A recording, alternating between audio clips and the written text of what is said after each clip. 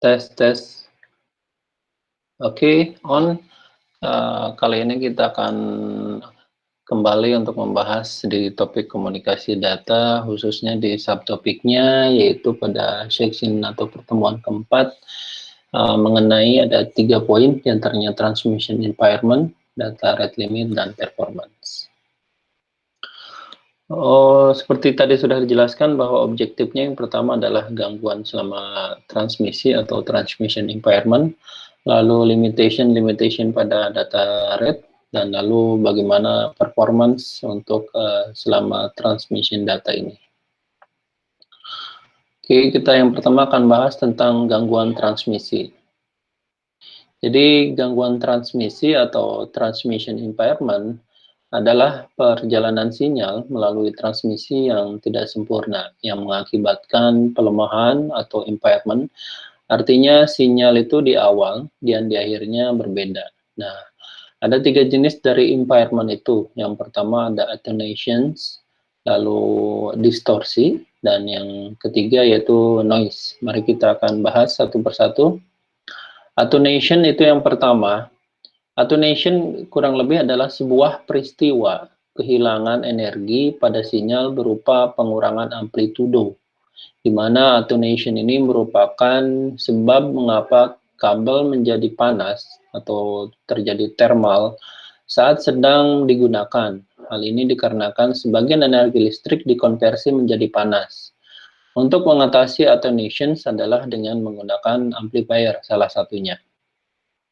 Jadi terlihat dari gambar ini ada original dari transmisi data, lalu terjadi attenuations di mana kehilangan energi terlihat di gambar ini pada sinyalnya karena ada pengurangan amplitudo tersebut, lalu ditambah dengan amplifier untuk penguatan sinyal lagi sehingga dikirim ke poin 3 ini sesuai dengan apa yang dikirim datanya dari pertama.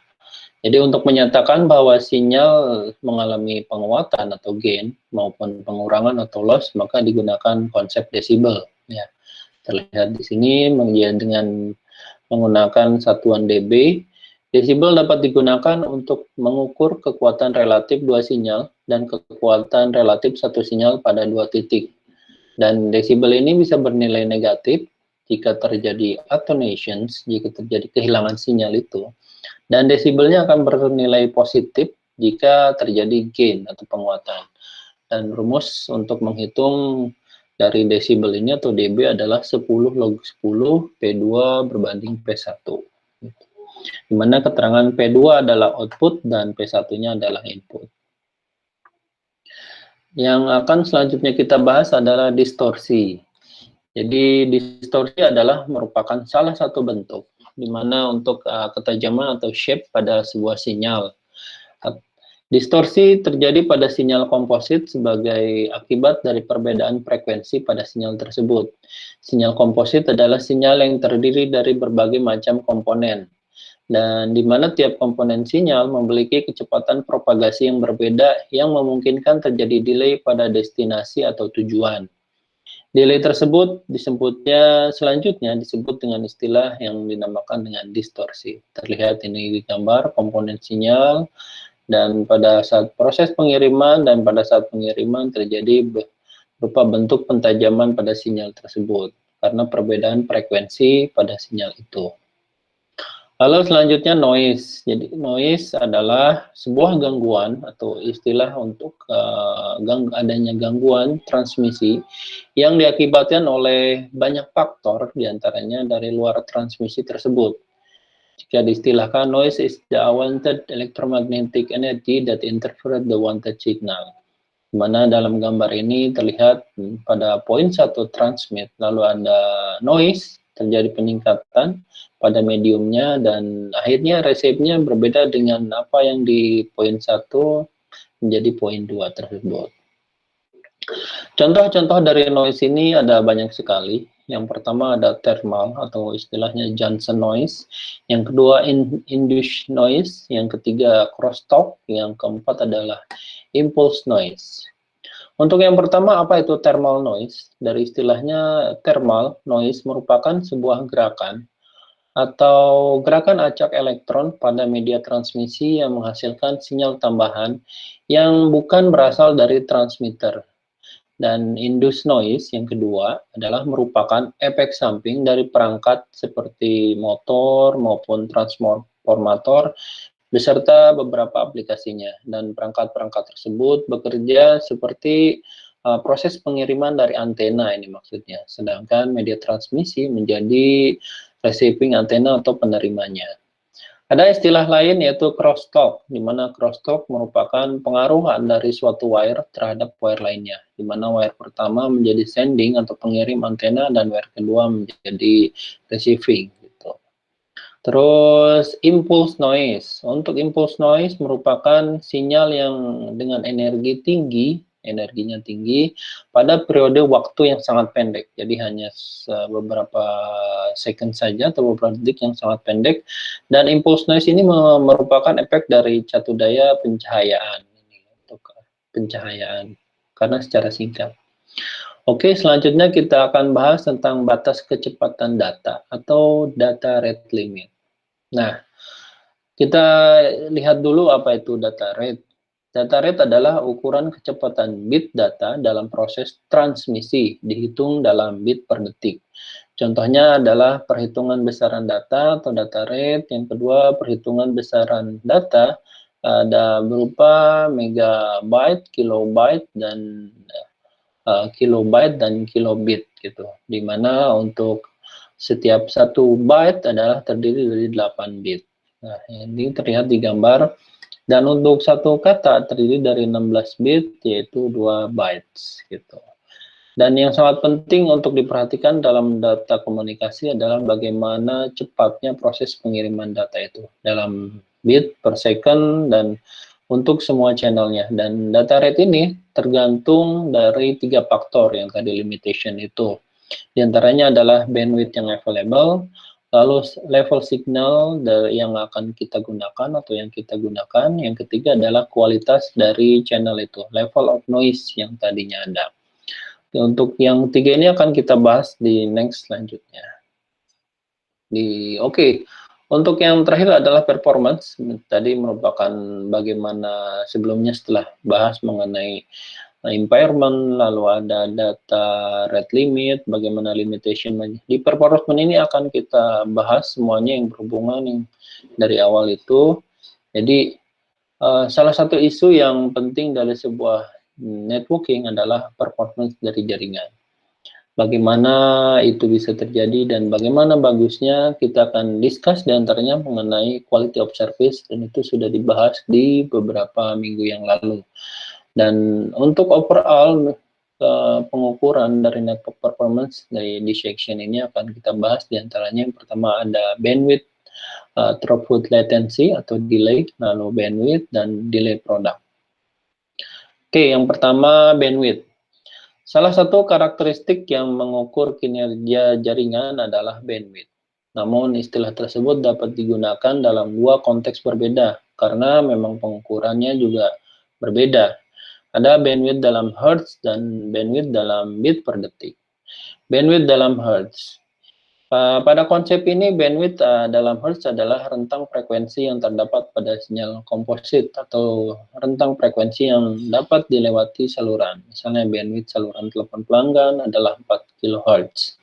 Sedangkan bandwidth dalam bit per detik itu juga dapat merujuk pada jumlah bit per detik yang dapat ditransmisikan oleh saluran, tautan, atau bahkan jaringan.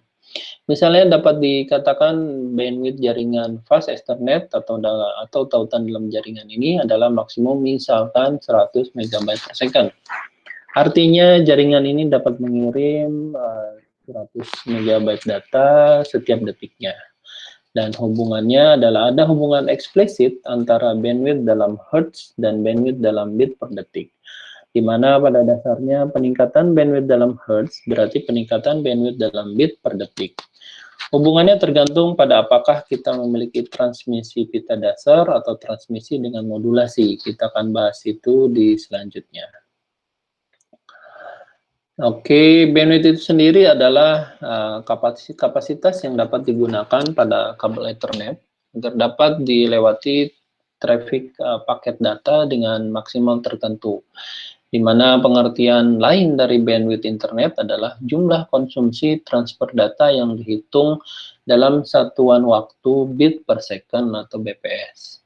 Jadi, bandwidth internet merupakan kapasitas maksimal sebuah jalur komunikasi untuk melakukan proses pengiriman dan penerimaan data dalam hitungan detik. Dalam jaringan menggunakan istilah bandwidth dalam dua konteks. Yang pertama, bandwidth dalam hertz mengacu pada rentang frekuensi dalam sinyal komposit atau rentang frekuensi yang dapat dilewati saluran. Dan yang kedua, bandwidth dalam bit per detik mengacu pada kecepatan transmisi bit dalam saluran atau tautan atau link. Contohnya, misalkan bandwidth dari saluran pelanggan adalah 4 kHz untuk suara dan data.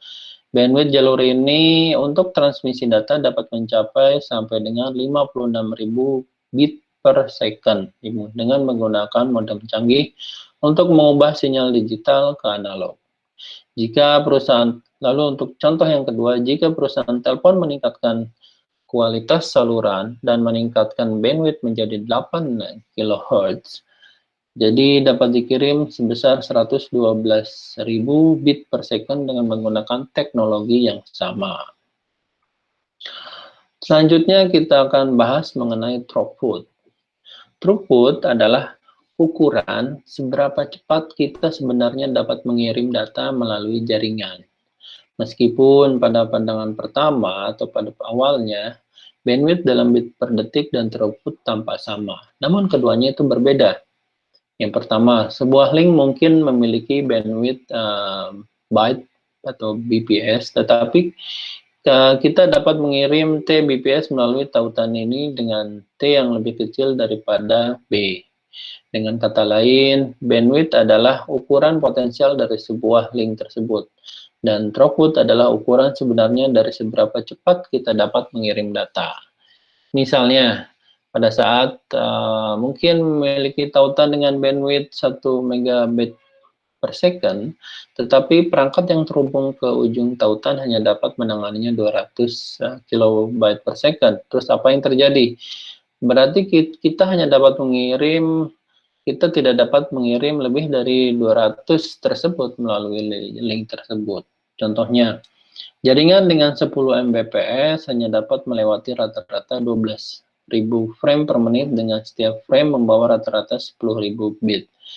Berapa throughput jaringan ini? Jawabannya adalah throughput sama dengan 12.000 dikali 10.000 dibagi 60 second, dan hasilnya adalah hanya sebesar 2 Mbps. Dan throughputnya hampir 1/5 dari bandwidth dalam kasus ini. Oke, kita selanjutnya akan bahas tentang delay. Latensi atau penundaan atau delay menentukan berapa lama waktu yang dibutuhkan seluruh pesan, seluruh message atau data yang dikirimkan untuk benar-benar sampai di tujuan sejak bit pertama dikirim dari sumber. Dapat dikatakan bahwa latensi terdiri dari 4 komponen, yaitu waktu propagasi, waktu transmisi, waktu antrian, dan waktu penundaan prosesan. Contohnya di bawah ini adalah rumusnya. Latensi adalah propagation time, transmission time, queuing time, dan processing delay. Selanjutnya adalah propagation time. Propagation time atau waktu perbanyakan untuk mengukur waktu yang dibutuhkan sedikit untuk melakukan perjalanan dari sumber ke tujuan. Dan waktu propagasi dihitung dengan membagi jarak dengan kecepatan propagasi.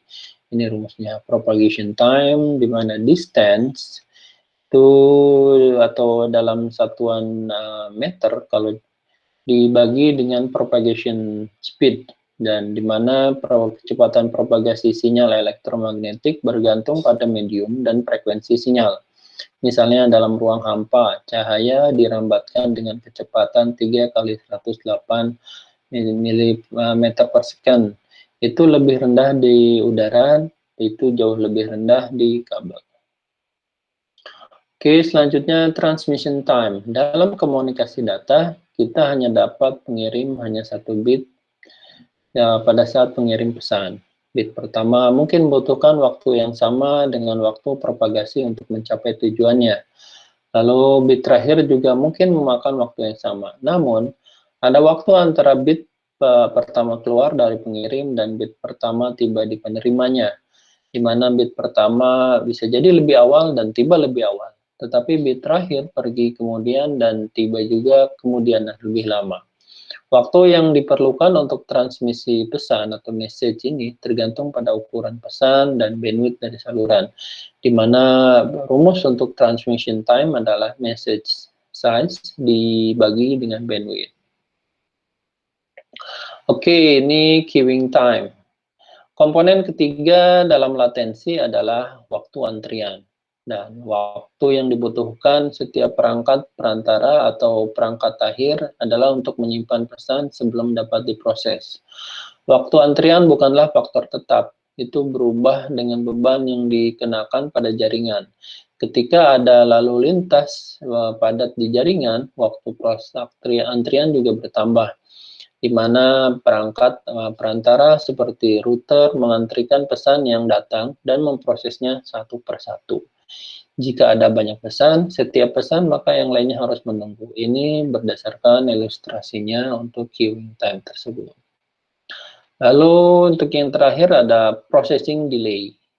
Jadi dari gambar ini terlihat bahwa 4 sumber dari paket delay adalah karena ada transmissions, propagations, queuing, dan nodal processing ataupun processing yang delay. Di mana rumusnya ada D nodal itu di mana D proc-nya, propagation, ditambah dengan queuing, ditambah transmission dengan processing-nya, itu dijumlah semua.